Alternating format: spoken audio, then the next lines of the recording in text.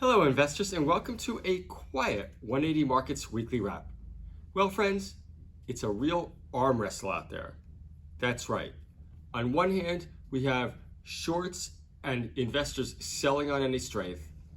But on the other hand, we do see dip buyers around picking away at their value companies. That's right. And which way it's going to break, we don't really know. But what we do know fundamentally right now is we are at that time of the year, or time of the quarter, I should say, where we are seeing a lot of quarterly reports come out. So even though these aren't the half-yearly results, we still have a lot of information and data points that we could feed on. And so far, the results have probably been slightly better than expected, but clearly the market expectations have been a little bit lower due to all the financial uncertainty, war in Ukraine, and inflation. But at this point, as we mentioned earlier, it really is a standoff, a watch, a wait and see. What are we doing? Again, we are really monitoring the situation because sooner or later there will be a big trend. We just don't know which way it's going to go. And now, to change things up a little bit and to have some fun, I'll turn it over to Jake and Ariella. Thanks, Greg, and it's great to be back in the hot seat once again. Unfortunately, the big man, the old man, is suffering from long COVID. It's currently 2:18 p.m. in the afternoon, and half an hour ago I caught him having a snooze on the couch, so I thought, there's no way he can do the weekly wraps. So both myself and Ariella have had to take over on the charts this week. And kicking things off, a huge shout out for a raise last week for WMG, which was done at 34 cents. Sean will hurry along, come on, you can get through it. Where WMG is currently trading at 57.5 cents. Last week they did a capital raise at 34 cents on the back of significant nickel results from their project. And as you can see here, over the last 30 days, was trading around 10, 15 cents. Had a huge run up to here, about 40 cents it went here, and then they did the raise at 34 cents, obviously taking advantage of the share price. And since then, it's traded really strongly and currently trading at 57.5 cents. Regarding some other capital raises this week, TMK, that's the old Temasca. Now TMK did a $4 million placement at 1.45 cents with a 1-for-2, 2.5 cent 3-year option. And they have the largest coal contingent resource in Mongolia. So if you have a look at the chart here over the last 2 years, it's had quite a run. So it was trading in the range between 0.6 of a cent to 1 cent for a significant period of time. Had a run of late, as you can see here, and then prior to the raise, they were trading at 1.8 cents and obviously take advantage of that and did the raise at 1.45 cents. Now, a big raise that we have live on the 180 Markets platform right now is for Carnaby, the ticker's CNB.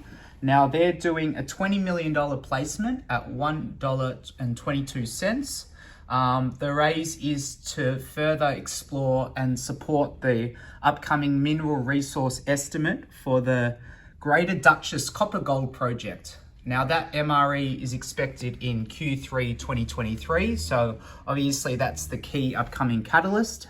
And investors, and we have had quite a big demand for the raise on our platform today, investors would obviously be buying into the hype that will hopefully precede that MRE coming out later this year.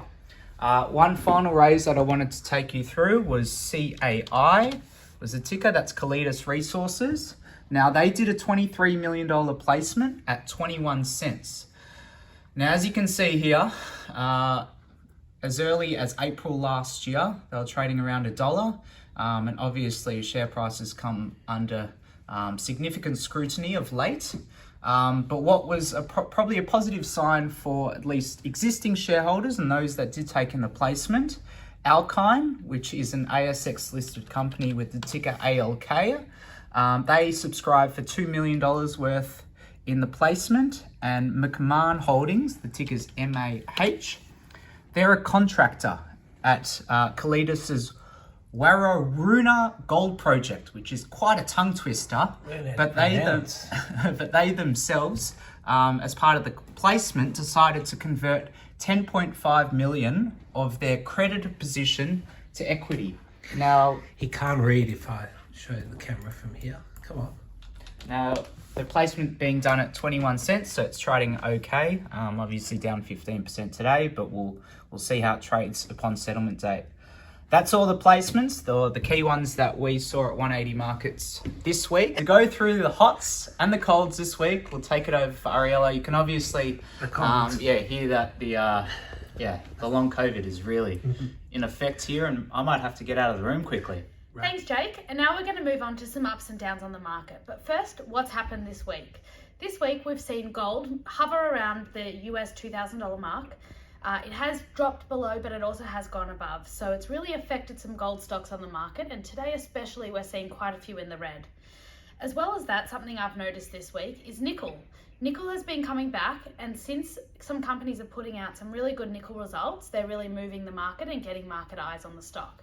But let's have a look at the screens and really dive into what happened this week. Okay, so the first up of the week, which I'm sure a lot of people have looked at this week, is MOHO. The code is MOH. Now, yesterday they announced significant clay-hosted rare earth elements that have been intersected at their maiden air core drilling at Peak Charles. And they reported grades up to 1,890 ppm TREO, which is the total rare earth oxides. Now, Jake, if we move over to the 1 year chart, we can see that it has traded pretty average for the past few months. But if we move over to a 5 day, we can see that on the day of the announcement, it did have a massive uptick. Now, the stock closed 50% up yesterday, but it did reach highs of 4.3 cents.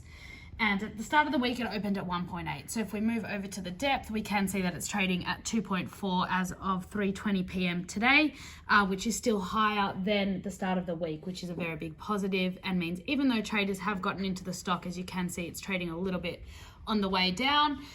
They're probably getting up and they're getting out, and there is enough volume to soak it up. Now, the next steps for MOHO are to plan some follow-up drilling as well as assess and model data and assay results. So very exciting times there. All right, the next up for the week is Silk Laser Australia. The code is SLA.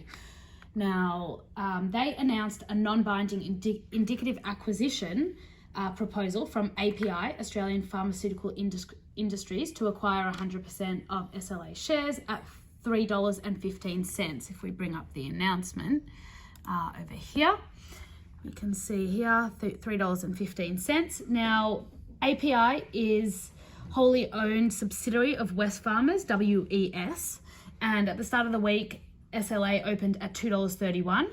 If we move over to the 5 day chart, which we've got here, we can see that there was an uptick on the day of the announcement.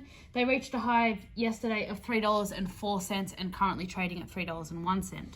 So they're not at the acquisition price yet, but I'm sure we'll see what happens as time goes on next week and as the acquisition proposal progresses.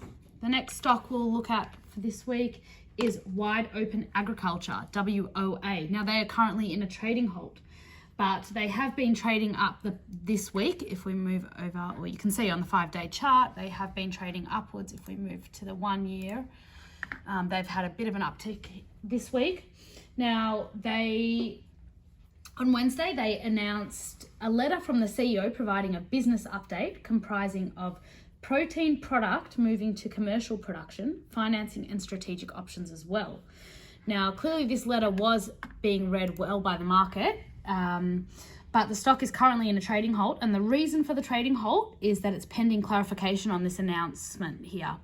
So we'll see what the stock comes out of, when the stock comes out of the halt, what they announce and what they change this letter to. They reached a high this week of 39 cents prior to the trading halt. So we'll just go back to that 5 day chart. We can see here 39 cents. Okay, next is Renegade Exploration, RNX. I'm sure a lot of people would be familiar with this stock. We are here at 180 Markets. Now, at the end of March, they released some surface copper results. They were very good, and the stock has been trading up. They also released an investor presentation from the Singapore RIU conference, and on Tuesday they reached a high of 2.6 cents. So here we have the 5 day chart. We'll just move over to the 1 year quickly and just have a look that they are trading very well. Just a little side note, I will be attending the RIU conference in Sydney. So if you are going or if you would like a meeting, just let me know, send us an email and we can definitely arrange it. Last two up stocks are both announcing rare earth results is Lindian, L-I-N. So Lindian completed a $9 million capital raise at the end of March at 26 cents per share, and Monday they released an announcement with the best continuous high-grade rare earth grades yet. So if we just move over to the announcement here, Jake, we can see that they reported 11 RC holes and 3 diamond core holes. They reached a high of 41.5 cents, which is a new 52-week high. So if we move to the 1 year chart, you can see that it is trading at its 52-week high, yearly high. And lastly, we've got OD6 Metals, again releasing rare earth results, sorry. And on Tuesday, they reached a high of 47.5 cents. If we move over to the chart, we can see that it is trading quite well. Again, rare earths are still obviously hot at the moment if you do release good results. And let's move to some downs. G1A, now they did a $20 million raise last week. And post recommencement of trading yesterday, they fell 34%. So their raise was at 15 cents, currently trading at 15 cents. And they did hit a low of 14.5 today. If we just move to the chart, Jake, we can see that it has fallen massively since the raise and recommencement of trading. So yeah, hopefully they release some good news and that stock price will go back up. And lastly, the last down of the week is AMA Group. They fell 34% on Monday after releasing their quarterly report. So that chart doesn't look great. Thank you very much for watching, everyone, and tuning in this week. Next week, hopefully Sean will have recovered from his long COVID and we'll be back on the screens. Have a great weekend and we'll speak to you next week.